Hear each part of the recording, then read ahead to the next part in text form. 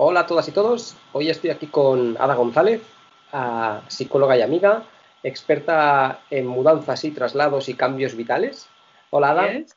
Hola, hola, buenas tardes. Encantada de estar aquí contigo charlando un poquito. el placer es mutuo. Eh, hace unas semanas escribí un post sobre mi intención de hablar sobre el sentimiento de culpa y pues la cosa no ha acabado de fluir, no lo he hecho aún y tú el otro día me dijiste que dónde estaba ese post, ese vídeo que iba a hacer, ¿verdad? Interesante. Sí, sí, Y entonces te propuse que si querías que hiciéramos ese vídeo juntos.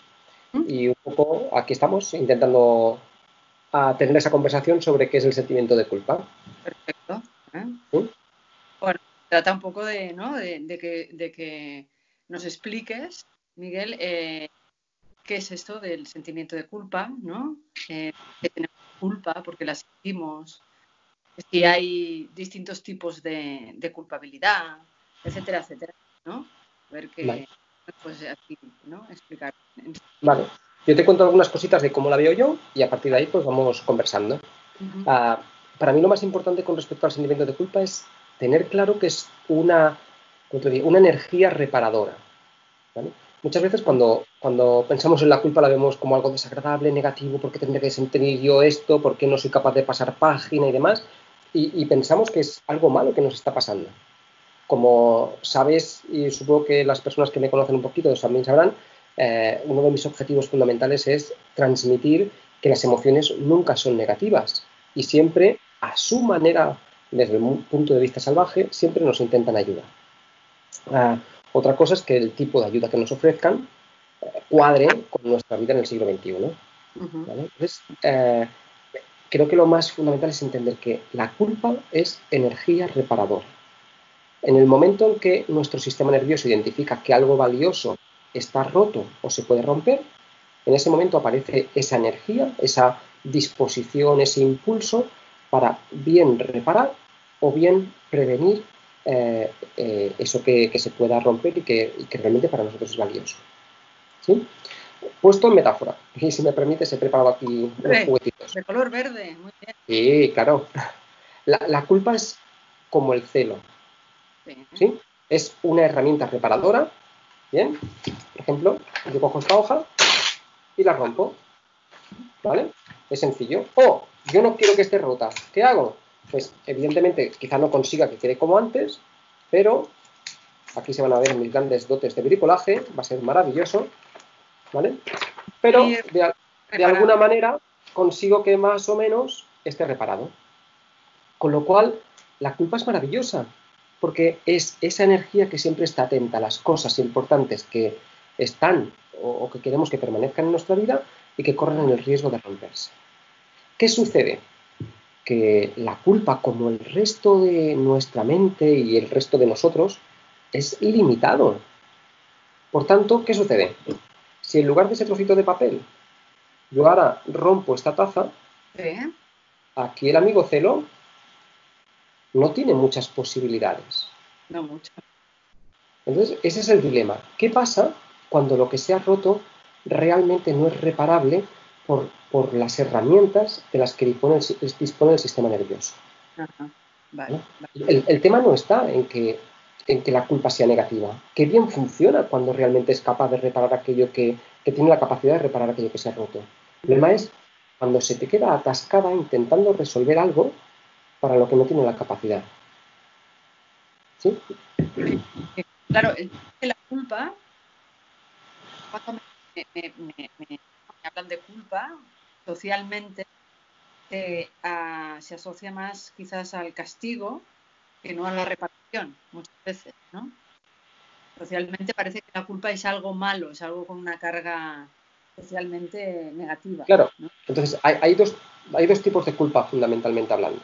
Está la culpa que intenta reparar, ¿no? Sería mejor en este caso, la culpa que intenta reparar aquello que ya se ha roto, Sí. ¿vale? Aquí, si la culpa funciona bien, el inconveniente queda resuelto al segundo.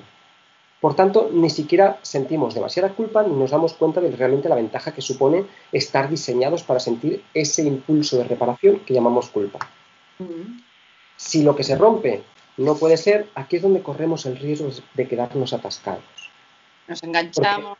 Porque la culpa va a intentar, cuanto más valioso sea esto, si esto es una taza que me he encontrado, que tengo 1 billón como esta, si se rompe, el valor para mi vida, para mi supervivencia, para mi bienestar es mínimo, con lo cual mi culpa no va a poner mucho empeño en repararla. Pero ahora imagínate que esta es la taza que tú me regalaste. Imagínate que tiene un simbolismo importante. Imagínate que tú cada vez que vienes a mi casa me preguntas si quieres beber de esta taza y de repente se me rompe. Y yo creo que eso puede generar un grave conflicto en nuestra relación, el hecho de que yo no haya cuidado suficientemente bien esa taza.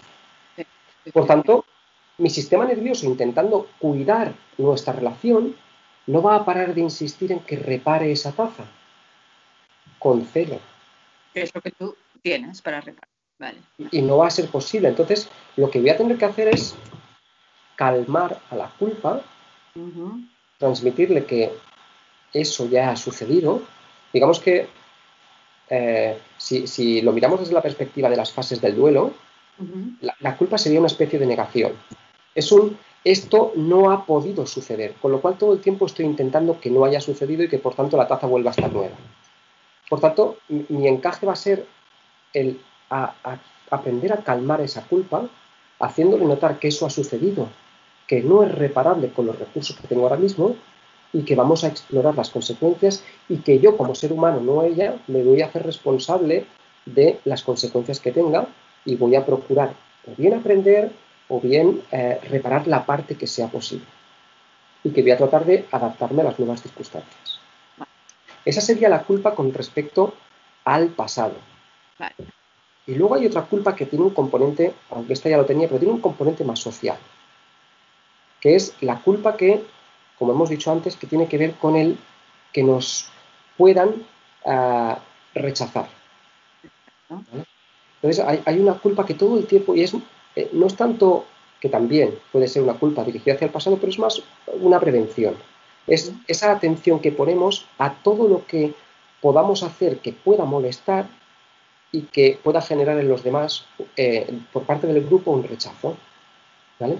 Obviamente, cuanto más vulnerables nos sintamos, cuanto más hayamos aprendido a depender de algunas personas, la culpa más va a tratar de proteger y mantener reparada esa relación. De nuevo, la culpa tratando de beneficiar nuestra supervivencia, pero generándonos una relación bastante dependiente con algunas personas. Bueno, porque la culpa además es de aquellas emociones que provocan muchísimo dolor. Pueden ser limitantes.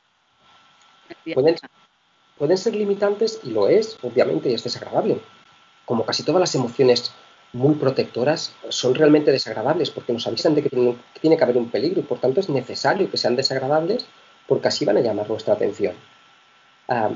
Pero si conseguimos reenfocarla y verla como lo que es, una energía reparadora, si consigo distanciarme de ella, si consigo ver su papel y sobre todo, si consigo calmarla, es decir, si consigo poco a poco transmitirle a él, estoy dispuesta o dispuesto a asumir el riesgo de una manera diferente, estoy dispuesto a que eso que se ha roto tenga consecuencias y estoy dispuesto a vivirlo. Poco a poco podemos ir calmando gradualmente ese sentimiento y nos puede permitir una mayor flexibilidad. Si lo que seguramente no va a soportar ese sentimiento de culpa es una ruptura muy brusca en cómo yo actúo hacia los demás. De hecho es muy saludable estar preocupado o tener sentimientos de culpa. Nos ha salvado de ser rechazados. Entonces, ese sentimiento de apertura, de no hacer tanto caso a la culpa, lo haremos cuando sintamos que la culpa nos está generando relaciones con los demás que no queremos tener. Pero la culpa es parte del pegamento que nos mantiene unidos cuando está en su justa medida. Si fuéramos psicópatas, si a nadie le importara lo que le pasa al otro, no seríamos mamíferos y no contaríamos con la protección del grupo, con lo cual también sería un caos. O más que un caos, realmente individualmente somos seres vulnerables, con lo cual nuestra supervivencia no estaría tan garantizada como lo está ahora. Porque hay personas que tienden a sentirse culpables por todo, ¿no?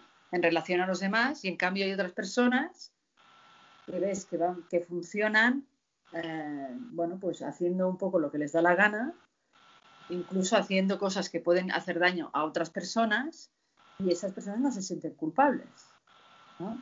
Cierto, hay una cuestión de aprendizaje, de en qué entornos te hayas movido, qué educación hayas recibido, y también hay una cuestión de estructura del organismo, es decir, hay organismos más empáticos y menos empáticos.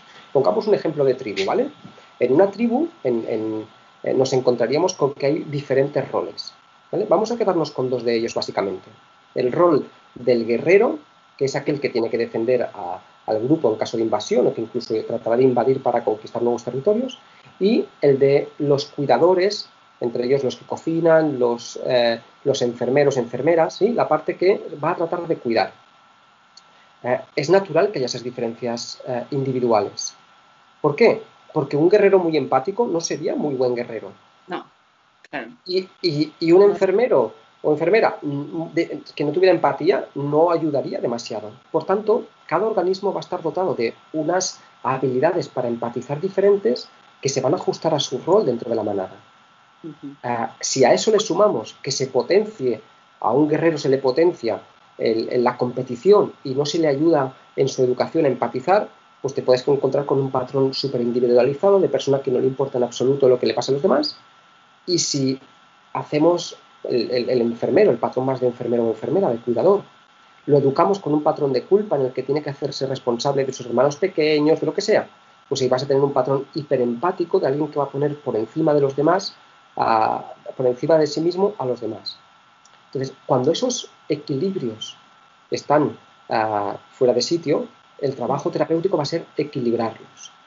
Y para eso vamos a darle forma a la culpa, vamos a ayudar a la persona a reconocerla de otra manera y a que pueda regular esos patrones de cómo se comporta, tanto como la culpa, con cómo se comportaba a través de la culpa hacia los demás, permitiendo más factores de riesgo en el caso de el cuidador o cuidadora que pone a los demás por delante y que empieza a tenerse más en cuenta, y a través de generar una mejor relación, una mejor visualización y empatía en el caso del guerrero, que ignora por completo las consecuencias de sus actos y simplemente va en su propio beneficio.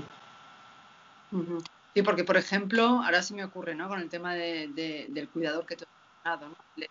Lo típico del chaval o la chica que quiere irse a estudiar fuera o independizarse y que no lo hace porque no quiere dejar solos a sus padres, ¿no? Es culpable, ¿no? Que no puedo dejar solos a mis padres porque son mayores y a partir de allí todo lo que no toma decisiones importantes en su vida en función de no sentirse culpable por dejar. Sí. Digamos que en un caso como este no hay una respuesta clara, ¿no? Pero hay algunas directrices que pueden ser tenidas en cuenta. Primero, identificar qué grado de intolerancia tiene esa persona a la culpa. Es decir, cuánto se deja llevar por la culpa y hasta qué medida las decisiones que toma están tomadas exclusivamente por el sentimiento de culpa y no tanto por otros factores. Segundo, esa persona pues, está dispuesta a comentar sus inquietudes con sus padres, en ese caso, pueden tomar una decisión conjunta, lo cual ya genera una flexibilidad diferente. Y aunque se quede o se vaya, pero habrá más factores que han jugado un papel. Normalmente cuando yo me siento realmente culpable es algo que además llevo en silencio. Difícilmente lo voy a compartir y lo vivo como el esfuerzo que yo tengo que hacer para que esas personas estén bien. Pero habitualmente no les preguntamos a los demás, ¿necesitáis que me quede? Entonces, simplemente el recurso de preguntarle a los demás, ¿cómo veis que yo me vaya este tiempo determinado? ¿Os parece bien? ¿No? Y que haya esa transparencia en si necesitan ese cuidado o no puede ser muy interesante. Una recomendación, una nota, cuando tenemos a un patrón de cuidador que realmente se deja llevar mucho por ese patrón porque ha sido muy volcado al sentimiento de culpa, un patrón o una línea de intervención es proponerle que intervenga lo mínimo posible siempre y cuando no tenga no le han solicitado explícitamente la ayuda. Deja de ayudar tanto si realmente nadie te lo ha pedido. Descubre quién realmente te pide la ayuda. No es algo rígido, no ayudes a nadie en el caso de que te pida, pero explora hasta qué punto la gente te pide ayuda si tú no la ofreces directamente. Una de las cosas que sucede a las personas que se dejan llevar por esa culpa es que luego hay una especie de resentimiento hacia los demás, quizá por no valorar o por no devolverles el esfuerzo que ellos hacen. Claro, pues lo viven como un favor, ¿no? Una cosa que les cuesta mucho porque antes digo que dejar de hacer cosas que querían hacer por otras personas que ellas siquiera se han enterado en muchísimas ocasiones de que se ocurre. Y porque se sienten obligadas, es decir, no hay libertad de elección. La persona realmente no elige ayudar, sino que se siente obligada y finalmente, aunque no quieras, esa obligación se le traslada al otro. Es como si tú me hubieras obligado a ayudarte. Cuando ha sido la culpa por esa relación de obligación que te genera, porque la estás viviendo como no quiero sentir eso. Cuando uno se abre y descubre que, repito, ¿no?, que la culpa es una energía reparadora o preventiva, tanto de las cosas que necesito en mi vida como de las relaciones que quiero en mi vida.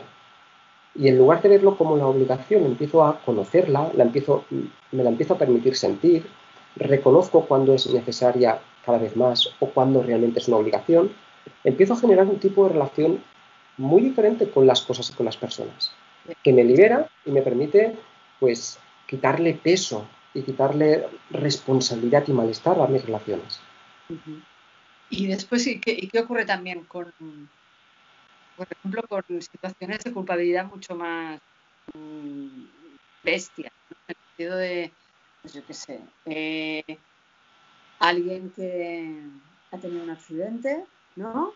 Y hay otra persona que ha muerto, ¿no? Entonces, ¿qué pasa con ese sentimiento de culpa? ¿No? Porque realmente han hecho algo, ¿no? Que no, bueno, que se han cargado o han hecho mucho daño a alguien, ¿no? Es un caso realmente complicado y ni siquiera el ejemplo que he puesto antes y que repito ahora realmente alcanza el dolor que pueda provocar, pero sería una taza intentando ser reparada con celo. Realmente es muy doloroso y no podemos hacer nada para que esa digestión se haga rápido cuando realmente nos hemos visto envueltos y hemos provocado un dolor grande en alguien. Y la culpa, como decía antes, es una especie como de negación, como de eso que no haya pasado. Pero nos quedamos anclados ahí y nuestra culpa va a estar todo el tiempo proponiéndonos ese imposible viaje en el tiempo. Vuelve atrás y hazlo diferente.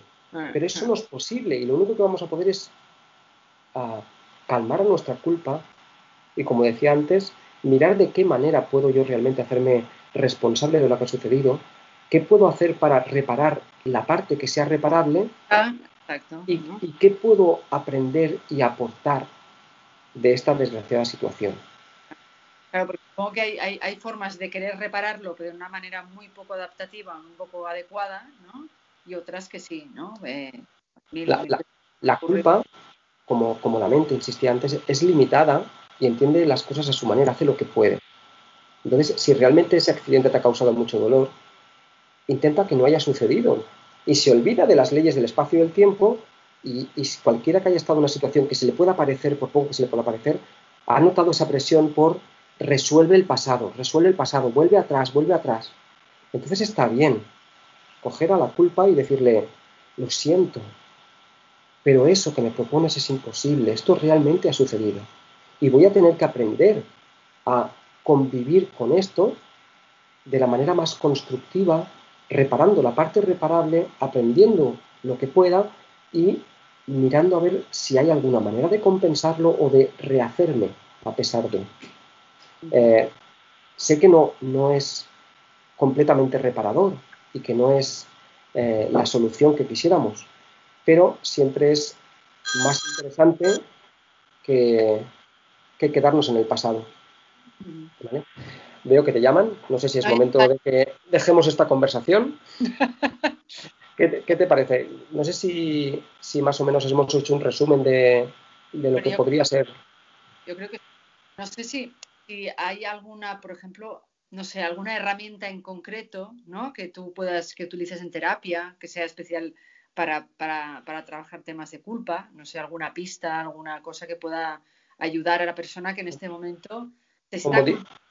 No hablo de estas situaciones tan claras, ¿no? Como la del accidente, sino de cosas que bueno, pues que a lo largo de tu vida, pues te estás sintiendo culpable y estás intentando, pues yo qué sé, con un hermano, con un padre, con un amigo, ¿no? Cosas que en realidad están hechas y que a veces ni siquiera las has hecho mal hechas, sino que simplemente te hace culpable de lo que puede pasar al otro, ¿no?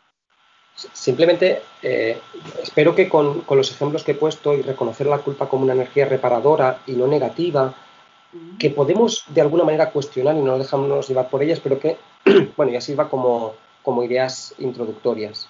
El hecho de reconocer la culpa como tuya y por tanto de la responsabilidad de yo tengo que independizarme de ese sentimiento de culpa en la medida en que no tengo la obligación de hacerle caso, ya me parece un primer inicio. Luego va a costar, porque todos en la vida nos encontramos situaciones más fáciles o más difíciles. Sí. Muchas veces cuando sentimos culpa, nos quedamos anclados en ese patrón de responsabilizar al otro o de pedirle al otro que cambie su manera de actuar para yo no verme obligado. Creo que ese ejercicio de, en lugar de señalar al otro, de responsabilizarme, de procurar cambiar mi relación con la culpa, ya es interesante.